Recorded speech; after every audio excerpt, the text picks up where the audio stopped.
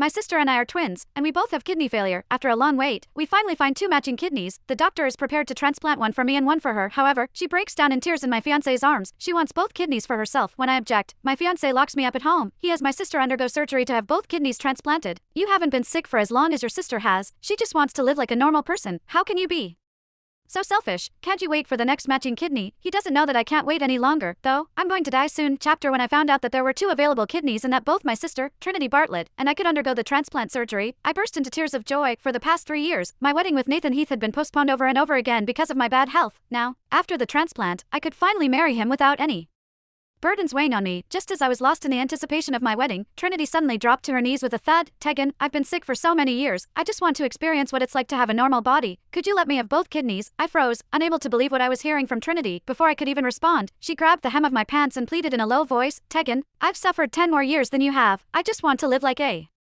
normal person. I'm begging you, just let me have both kidneys. You can wait for the next donor. Tegan, your fiancé will definitely find another one for you. Trinity had always been overbearing, using her illness as an excuse to take things from me, but I never imagined she'd go as far as trying to take a kidney from me. 2. I pried her hands off me, refusing her word for word. We were always meant to get one kidney each. If you want both, the hospital would never agree, and neither would I.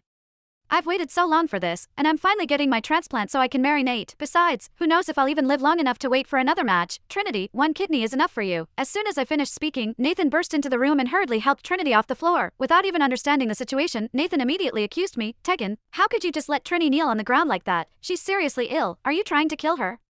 A bitter taste rose in my mouth as I looked at my fiancé, who was now protectively shielding Trinity. When did Nathan and Trinity become this close? Trinity clung to Nathan, tears streaming down her face as she sobbed pitifully. Nate, don't blame Tegan. She just doesn't want to give me a kidney, that's all. You might as well let me die. If I can't live like a normal person, I'd rather not live at all. Just then, my mom, Matilda Porter, walked in. The moment she heard that, she didn't hesitate to slap me across the face. Her voice was sharp and full of fury. How did I raise such a cruel daughter? Are you really trying to force your own sister to her death? You've always been selfish and picked on Trini since you were kids. Now that there's a kidney match, you still won't give it to her. Don't you think I don't know what you're up to? Nathan frowned at the sight of me being slapped and started toward me, but Trinity clutched onto him, stopping him in his tracks. She cried even harder. Mom, after I die, you and Dad have to take care of yourself, okay? You've sacrificed so much for me all these years. I'm sorry I won't be able to repay you. Nate, thank you for finding the kidney donors for us. I don't deserve them. I'll pay you back.